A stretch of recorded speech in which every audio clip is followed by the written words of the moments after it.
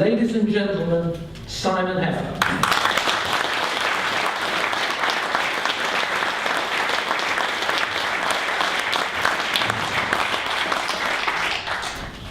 Barry, thank you very much indeed for that warm introduction. And ladies and gentlemen, thank you for coming out on such a hideously cold evening, when I presume many of you, unlike Chris Hume, didn't have your wife to drive you here. Although the police may have a different opinion about that fairly soon. I always reflect when I come to address the Bruges Group that I think I am, in probably one respect, only unique, in that I was present not just at the Bruges speech itself in September 1988, but about 2.5 weeks earlier had been present at Bournemouth for the Trades Union Congress annual conference. I was a sketch writer of the Daily Telegraph in those days, and someone of whom I hadn't really heard, called Jacques Delors, turned up and told the Labour movement that he was going single-handedly to liberate them from the evils of Thatcherism. And Robin will know whether this is a myth or not, but I believe that this speech, the parts of this speech, were either watched in Downing Street or relayed to the Prime Minister. And it was not the least of the provocations that she endured that caused her to make that magnificent speech about 2.5 weeks later. Now that's 23.5 years ago, and we all remember it more a little bit older than we were then. And we have to admit to ourselves, first of all, a small interim defeat, that, as Robin said, the Bruges agenda was not taken up. And 23.5 years later, we're still in the European Union and still being ruled to an extent that all of us find unacceptable and unpalatable by our masters in Brussels. The good news, however, is that we're still here and we're still fighting. And I want to, in the next 15 minutes or so, outline what I think the principal battle is that we have to fight in the weeks and months ahead. And it's quite simply a battle to make, first of all, the Parliamentary Conservative Party, and second, the Prime Minister himself, confront reality about where the European Union, and particularly its benighted currency, are today. I rejoined the Daily Mail last August, and the first piece that I wrote for the paper after joining was entitled The Fourth Reich. It was not intended, well not really, to be a provocative piece, but it simply sought to outline what the reality was of any act of salvation of the euro. It was quite simply that there would have to be a fiscal union. You cannot have 17 countries in a currency, all with different tax systems, and hope that the currency is going to survive. I was reminded, and I think I quoted it in that piece, of one of Enoch's most prophetic sayings about the whole European nightmare, which was that you can't have a single currency without a single economic policy, and you can't have a single economic policy without a single Chancellor of the Exchequer, and as he also said, it won't be ours. Now, this piece went down very badly. My German isn't very good, but friends of mine in Germany, including Patrick Robertson, a former luminary of this group, sent me cuttings from Der Spiegel, and I think also the Frankfurter Allgemeine, saying that I had dared to use this insulting phrase about possible future rule in Europe. Well, I'm sorry, I thought that ever since German unification, the Fourth Reich was a statement of fact rather than an insult, how wrong I was.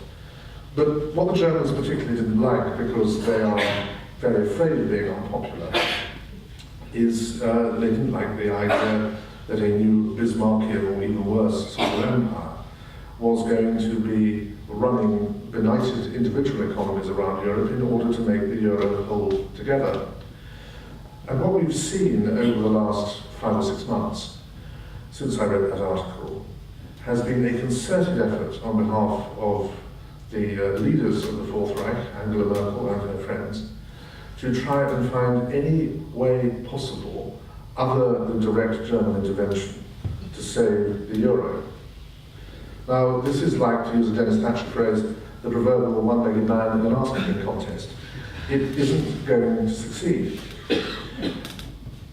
And we saw this last weekend when, if you saw the front of the Financial Times on Saturday morning, there was a story saying that a gunlighter, and I'm sorry to use that phrase, but I can't think of a better one, would have to be sent in to Greece to run the Greek economy.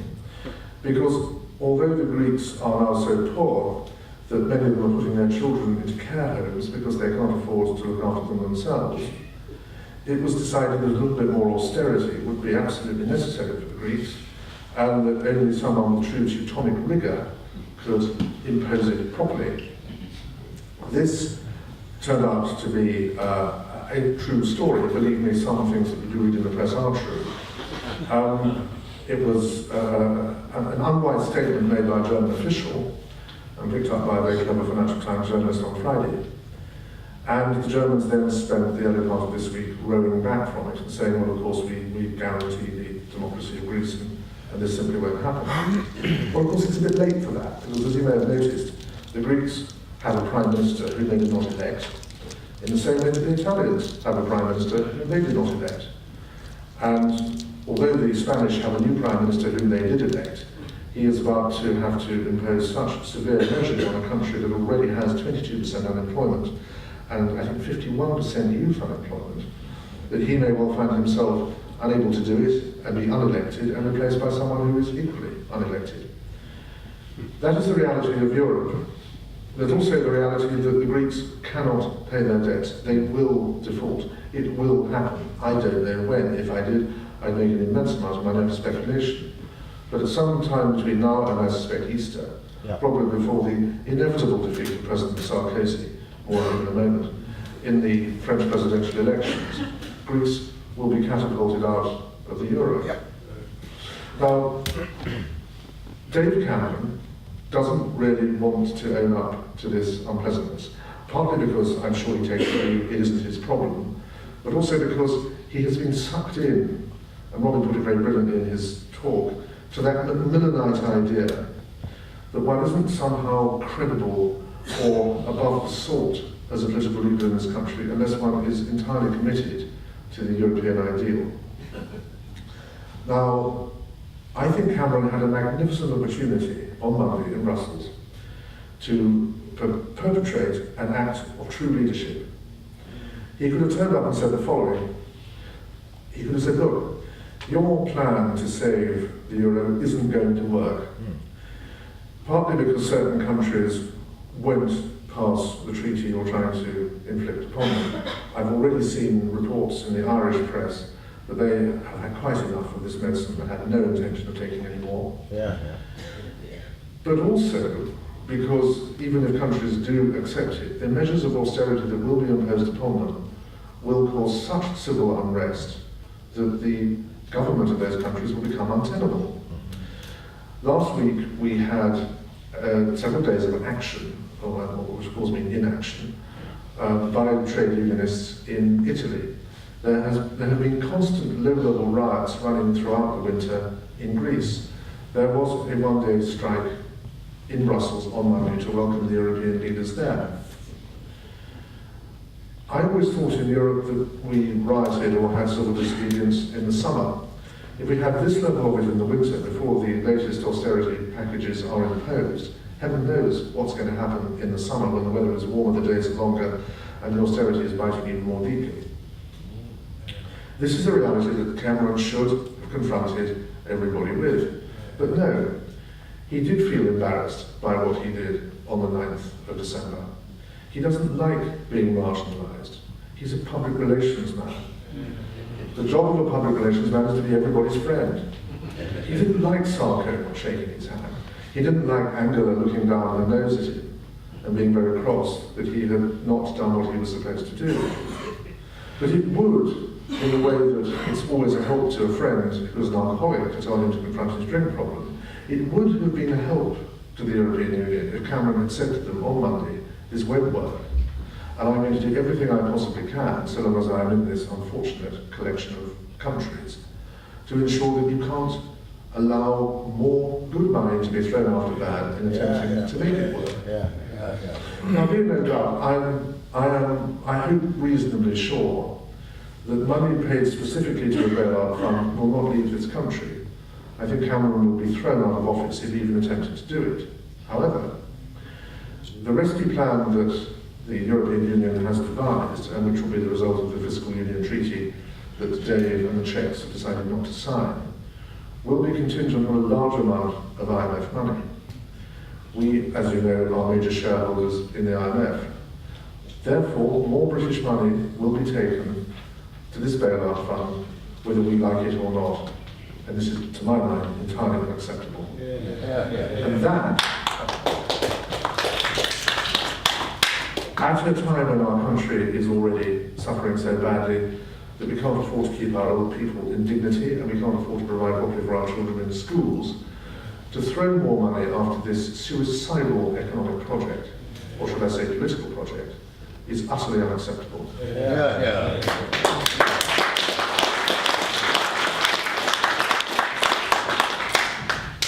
Now, of course they could go ahead without us, and indeed that's what they're doing.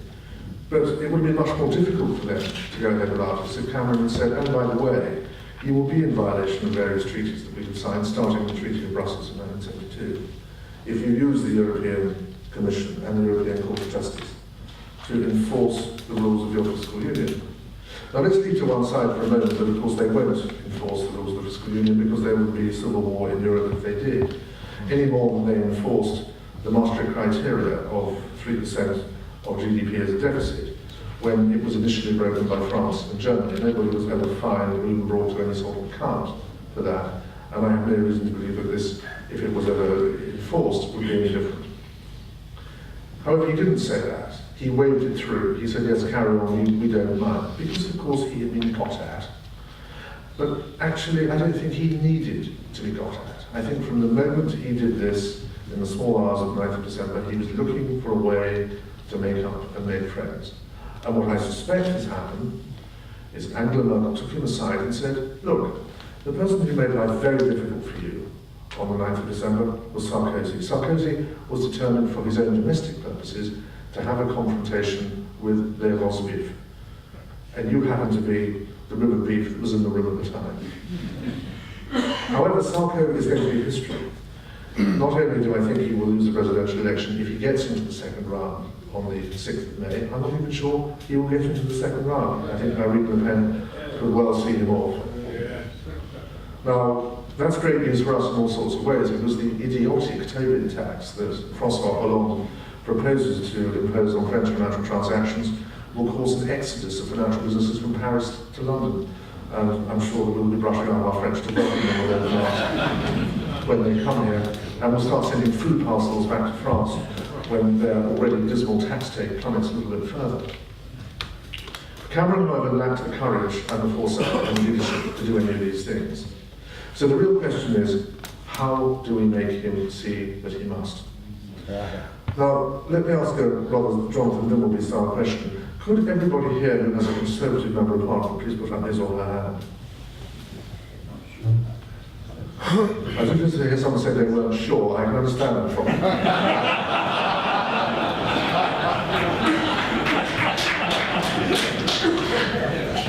That would seem to be most of you. And the obvious first port of call is to write to your Member of Parliament and say that you are a politically active person. You've demonstrated that by coming here to listen to Robin and me this evening in this very cold weather. You take a strong and patriotic interest in your country and have a strong and unwavering belief in its sovereignty. And you wonder how your Member of Parliament is going to respond, not just to your feelings on this matter, but what you understand to be the feelings of the majority of his or her constituents on this matter. We have to start getting rather brutal, I'm afraid, with members of Parliament. There were, I think it was over 70 of them, out of the 81 who voted for a referendum when that measure came before Parliament under the Internet bill, or the Internet debate a few months ago. I suspect there are many more who, had they not had their bottoms on the consolidated fund and sitting on the government payroll, would have voted for it as well. We have to start telling these people that we simply won't vote for them.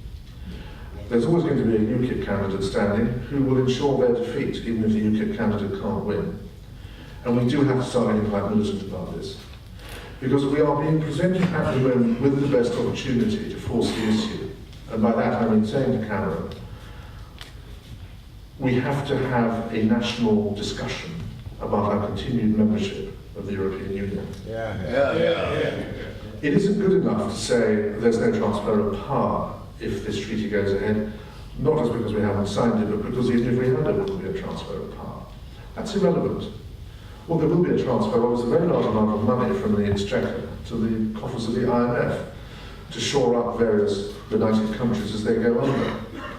And it's truly disgraceful that the IMF, with its former French finance minister, managing director, has decided to engage in the way it has with the European currency project. Call me old-fashioned if you want, but I don't think it's the job of the IMF to shore up a political project. It is its job to shore up failing economy. As I think is self-evident by the Banana Republic activity of so many of its constituent economies, the euro is not really anymore an economic project, it is a solely political one. And it is disgraceful that Christine Lagarde feels able to put the full weight of the IMF behind this currency, which cannot succeed in its present form. So that is why we need at this stage to confront Cameron and say, look, you've got to stop wasting our money. You've got to stop enabling the rest of the European Union to do things that are inevitably going to damage us. And you've got to give us a say. Now, of course, he doesn't want to give us a say because he knows, he's not that stupid, that the chronic mismanagement of this country's relations with the EU and the abominable hemorrhage of sovereignty from this country over the last 39 years has meant that everybody in his or her right mind who has a vote will vote to get out. And he doesn't want that humiliation and embarrassment. Because the cosy club, the same people in the Foreign Office, the same Tory grandees who took him aside when he got back from Brussels on the 9th of December and said, look, Dave, you really shouldn't have done that. It's frankly difficult. Can you please patch things up as quickly as possible? They wouldn't like it, and he would be finished. So we have to make it quite clear to him that he'll be finished if he doesn't do it, which is the other option. I keep being told we had a referendum. It was in 1975. I remember it vividly. I was only 15 years old. I'm proud to say I campaigned very strongly against our continued membership. I'm coming up to my 40th anniversary as a confirmed Eurosceptic. And I think it's about time that my children's generation had their chance to have a say in these matters. Because even I didn't have the vote in 1975, and you've got to be, what, over the age of 55 now, to have had a say in that referendum. And that's simply unacceptable. That's ruled out 2/3 of the present population.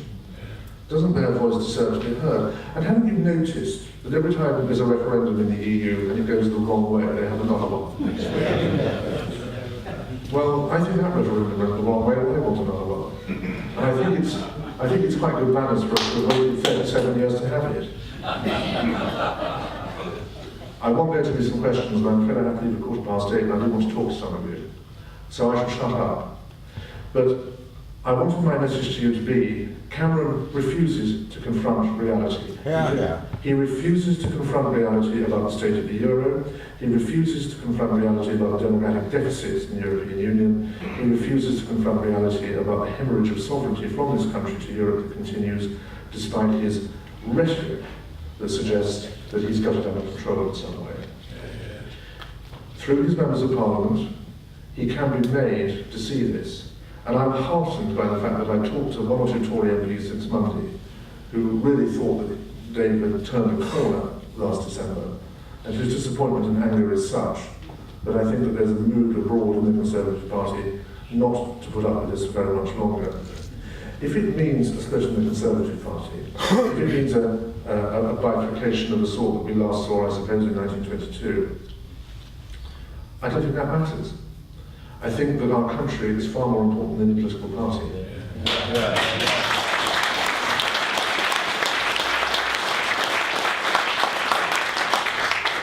I consider myself to be a European. I am genetically a European. I speak 3 European languages. I love European culture. I just don't want them to run me. I want to have my own countrymen and women running me and governing me. Queen in Parliament to be sovereign. I don't see what's wrong with that. And I feel that we have so much to be proud of in this country with our liberties and freedoms and democracy. We can't, as British people, tolerate our near neighbours, many of whom only shook off the yoke of Soviet oppression in the last 20 years, all the rest of whom, almost without exception, were under the yoke of Nazi oppression within the lifetimes of many people still alive in this country. We cannot tolerate them having their prime ministers imposed by people in Berlin and Frankfurt and Brussels who have decided that their existing prime ministers aren't doing a good enough job and that someone must be put in who will do what he or she is told. That cannot go on. We affront democracy as a nation by tolerating that and by sitting in councils with people who actually do it. Now that is the message we have to get over to David Cameron. Take that back to your MPs, whether you think they're Conservative or not. Tell them you've had enough of being treated in this way, of this country being humiliated by its lack of a voice. Say that the time has come for us to stand up, not for little Englandism, not just to be British, but to be Democrats. Thank you very much.